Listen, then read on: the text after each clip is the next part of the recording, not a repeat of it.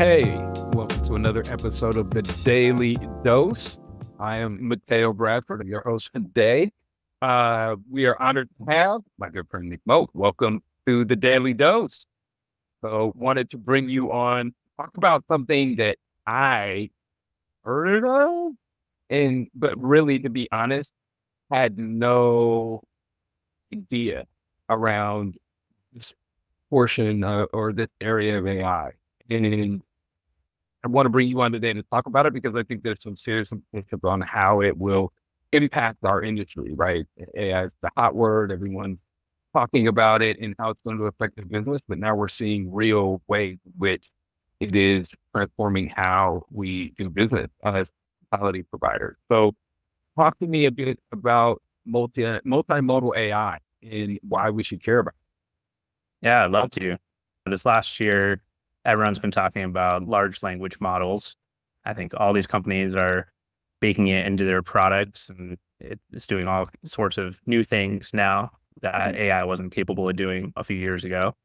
And that large language models were text to text type models. So you put text in, you get text out. Already now we have multimodal models that are just getting released from companies like OpenAI. And what the difference is that they can take in multiple types of input. So instead of just text, now it can do text and images. Soon, I think we'll have text, images, video, you name it, as any kind of type of input. And then it can map to multiple types of output. So instead of just text, now we can have text and images, video and images. You can just imagine all the different ways that they could be mixed together. But today, the ones that are being released by OpenAI are text and image input and text output, as an example. And so essentially, the AI can see now. So where before you could give it text and try to give it as much context as you could, all of a sudden now the AI can see what's in photos or videos and have a lot more context to work with. And I think already we're seeing it hit the vacation rental industry, but I think there's going to be so many different ways that this gets baked into different products in the next few years that really hard to fathom today, like what all the use cases will be. But I think we'll have images being enhanced with this type of tech. I think we'll have captions being written for images, vacation rentals using this tech. It's the last couple of years, everyone's been chasing these chatbots for the industry. And I think these chatbots all of a sudden will have some new capabilities, being able to maybe look at the guest photos that they're uploading. Hey, this seems broken, or this is like a leak. I see this leak in the vacation rental, and take a picture. And now the AI will have more context to go off of. Those are a couple ways that I think we'll definitely see it on the next, probably even few months. Already, us at Automate, we've integrated it to help write better descriptions. Now, our AI that writes the descriptions can now look at all the images on the home and have a lot more context when it's writing the description. And so already improving that side of marketing for short-term rentals. So like I said, I don't know all the changes that it's going to impact on the industry, but we'll definitely see it be introduced in all sorts of ways. And good. No, it's fascinating because it's just all of break it down to a simple form, like multimodal, right? So it's different streams, being able to pick up off of different streams, whether it's the media, the sound, whatever. But it sees it. But then it has to also understand what it sees and understand what it's looking at. So how does that change the game for innovators and providers in the industry? How do they write in hospitality, right? This is what we're talking about, right? So whether it's the quality of the pictures, the quality of guest experience, what it will do for your chat, it's almost even like, it's not even going to be a bot anymore. At a certain point, it's going to be some type of interacting, almost intelligence. Like the thing I can relate it to is look for guy, the Robert Downey Jr. Jeeves, or whatever he has from in the Marvel universe. It's got a personality. It can see things. It can understand. While it may not be able to smell, it can take information from a bunch of different streams and be extremely helpful within that space. So that's going to change how we interact with guests. It's going to change how our platforms interact with each other. It's going to how guests interact with us and our brand and our everything, right? Like now it will be it's another depth, like it's a different level of interaction. Because now it's not responding to your text prompt.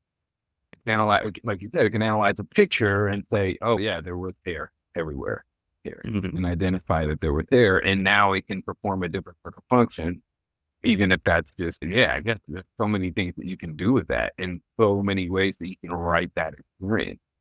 And this is just the first inning, the first layer. We're just mixing kind of two inputs together now. And I definitely think in the future, it'll be capable of mapping any input to any type of output. So you could be taking voice calls while, I don't know, looking at images and text and then outputting it into whatever kind of format it needs, or doing even executing function calls to maybe do something in your PMS or something for you. So again, we're just really early stage. I like using a computer as an analogy of the inputs and outputs of a computer. The inputs, you have your keyboard, your mouse, have cameras, you have microphones as inputs, and then outputs, you have the video or images, audio, and it'll work similar to that, where we can keep adding more inputs and then have it where it can map to different outputs. And we're just at those like first stages of introducing a mouse to a computer almost like decades ago. And it'll be really interesting to see how it progresses and how people adopt it into their products and create probably all new products that don't exist yet, just based on this new capability. So I'm going to ask a question because this is just a truth, right? But we're an industry that's already strapped from a resource standpoint, right? And I'm pretty sure not everyone, but a lot of companies out there struggle with that side of the business, right? Producing the engineering side of their business. Like, how is this going to be adopted across the industry? How do you see this being adopted in terms of like manpower and resources are already within this space? Is AI going to help us in that way? Is it going to help us produce more? Is it going to help the engineers do their job better? Can it be a functional business tool as well? Can it help? Because again, everyone needs developers, right? The development side of the business is what really flows things up. And that's always been my question: is AI going to help that too? Now, in this space, as companies are going to need to build this into their business, build this into their platforms, they're going to use the tool to help them build and develop the tool also to help them. Yeah, I think it's the ultimate tool. Not only can we use it to help guests enjoy vacation rentals better, the developers can literally use it to help them build their own tools. And it's capable of writing code at a very high level. And so I think you'll see it adopted throughout the stack at these different companies, whether it's the developers using it to help them write better code faster, or if it's the marketing team using it to improve their marketing efforts, if it's the guest service team using it to help augment their team and get quicker, better responses out to guests. I think we'll see it adopted throughout the organization. I don't think that we'll see property managers or probably most of these companies in the next couple of years try to train their own models, especially multimodal models, just because it's so expensive. And there's these other companies out there that they're investing so many millions of dollars to build what they call a foundational model. And I've heard the analogy of that's like the pizza crust that everyone can add their own toppings to. And so instead of everyone kind of making their own pizza base, these companies have already invested to do that. And so a lot of companies can adopt that base and then build on top of it what they need. And so I don't think we'll see the individual engineering teams building the foundational models, but definitely like adopting them and adapting them to what they need. So I think we'll see it baked into different SaaS products in the industry. also be powering a lot of like internal tools and processes that just make companies in the space a lot more efficient.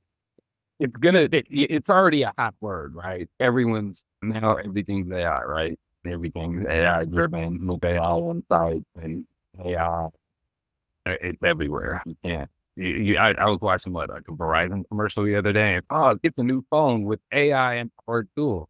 You serious? Yeah. I try and so like now it's the buzzword that everyone's using and everyone's trying to get promoted with.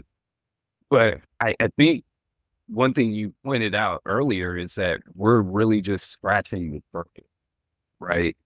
So from a business standpoint, there's got to be practical ways for people to get in on the ground floor and build it into their business now, even if it's working with third-party technology or third-party providers. They may be helping them to their business, right? Until you can build it into your own ship, you go out and get it where you can. How is that? Do you see that model? Do you see that model? Because it's interesting. With what you do, for example, with Automate, that's AI. Nothing AI-driven tool that has multiple business benefits that I see. And I think it's one of the ways that I see property managers being able to themselves today get into and used to in a way, I don't want to say an easy way, but it is a way that is not as time consuming and it's more cost effective than going out and or machine learning engineers who are going to go out and build something. Nobody really has that money yet, or even the know-how or the why. I think that's the other parts about it, right? There's so many different aspects of how this affects your business, whether it's listing, marketing, or building in code to your website and your, like you said, with the bots and other things, your communication. There's so many different applications. It's almost like people need a consultant around this thing to figure out how to optimize with their business. But I think it's available. And I think now it's time for people to start thinking about these things because it's not going away. It's only adapting more and more each day. It's getting smarter, right? It's learning more. And I think it's a matter of people getting involved because the input matters, right? It is one of those things, but it's only as good as the quality, right? That is put into it and like how it's built with good things and can do good things and it's going to be good. And the same goes to the other side of it. So I think more we can get the industry involved in a positive way, using it in a positive way, I think there'll be tremendous business benefit. I think it'll really help. But I also think it will be beneficial for the guest and make operating your business more efficient and hopefully not as cumbersome, especially if you can take on some of those tasks that, let's be honest, nobody wants to do. Yeah, especially the tedious tasks that you do over and over in your business. I think a lot about the internet and how that affected all the industries. But let's just stick to vacation rentals. At some point, a lot of managers didn't have websites. You might find them in a phone book and then call them and be like, hey, do you have a cabin available? And what does it look like? And then all of a sudden the internet came around and websites. And I think it might have taken some property managers a little bit longer to adopt it. And then some adopted it earlier. And now I think it's like undeniable that everyone needs a website. Even every like coffee stand has a website. But you go back 30 years ago and people would be like, that's ridiculous. Why would a coffee stand need a website? And I think we're going to see something similar with AI where I think we'll have people that don't want to adopt it and they just don't do it for a while. And then we'll see some that really adopt it and find innovative ways to leverage it and build their companies off of it in ways that really benefit them and hopefully the guests. And then eventually I think it'll be like, yeah, you'll adopt, even though you didn't have an in-house AI team or strategy, you'll still buy stuff off the shelf that is AI enabled and you'll be interacting with all sorts of products that are powered by AI, even if you as a company aren't investing in an internal team or resources. And then I think we'll see like a mix of all sorts of things. People have their own, like, our property management website has our own bot that we really like. And then we spent a lot of time training and getting our brand voice perfect on. And that's how they choose to do it. And we'll see all sorts of ways that it gets adopted. It's going to be exciting to see. The other part, it's exciting to see this next generation, but with machine learning. I'm big into getting kids into it and watching them involved. So I know we talked about it before. We'll like talk about it again. That's it for this episode of the Daily Dose. Thank you, Nick, for being our inaugural. You're the first guest on the Daily Dose. Hey, happy to be here. That was great. So we are wrapping it up. Let us know what your thoughts are. Love to hear what you guys think about how AI is impacting your business today. Learning about multimodal AI, which is crazy. It's another growth for and looking at models that are taking more and more information, becoming smarter, giving clarity and seeing things that just weren't seen before. And hey, you want to hear what you think about that? How do you think it's going to impact your business? And are there things that we missed? Are there angles that we missed? Let us know in the comments. Until next time.